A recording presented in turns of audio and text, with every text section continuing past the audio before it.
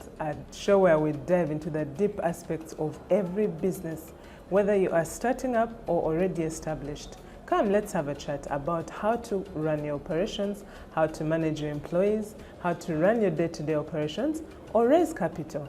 This is a show where we talk about things that will build your business and take you from where you are to where you want to go. Welcome to Business Law Unlocked. In today's episode, we are going to discuss how to start a business.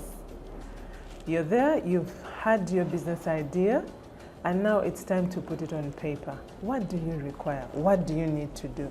Is it an idea that stays in your mind, or is it something you need to put on paper? Let's talk about the different things. As a business owner, what do you need to do to start your business? Decide what vehicle do you want to use to start your business. Are you going to register a company? Are you going to run it as a solo partner? Are you going to call in people and register a partnership? Or are you going to register a single member company? These are all legal vehicles that we can use to start our business.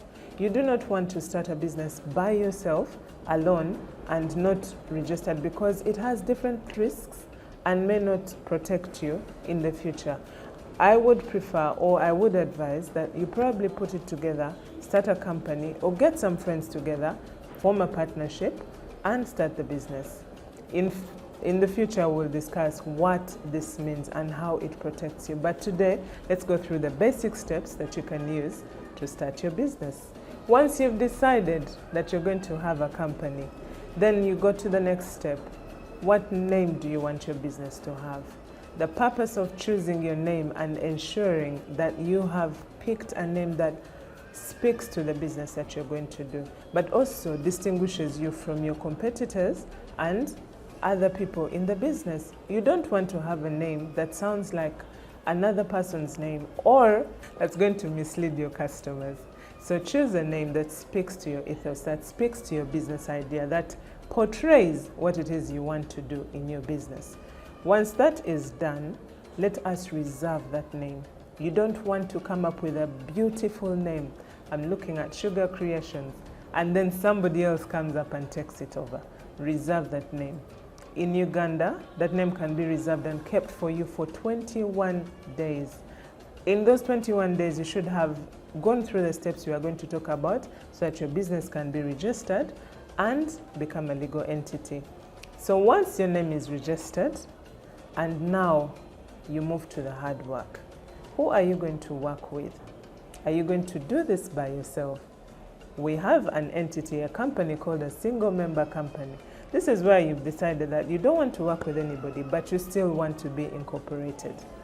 In future, when we discuss your financing options, you realize that having a company is a much, much better option than showing up by yourself and saying, I'm here and I am my business. So when you set up your company, or when you have chosen, you need to decide which people you want to work with. These are the people we are going to call the shareholders. Who are the shareholders? These are people who own a stake in your company. They're the people who have believed in your idea and decided that, listen, if you're going to need $1,000,000 shillings to set up this business, I am going to contribute a share. So whatever they can bring on table is what we will call their shareholding. We will equate it to their shareholding. If one of your friends says, I can contribute 100,000 out of a million, that will be 10%. So they will become a shareholder holding 10% of your company. If they choose to give you 900,000, then they will have 90% shares in your company.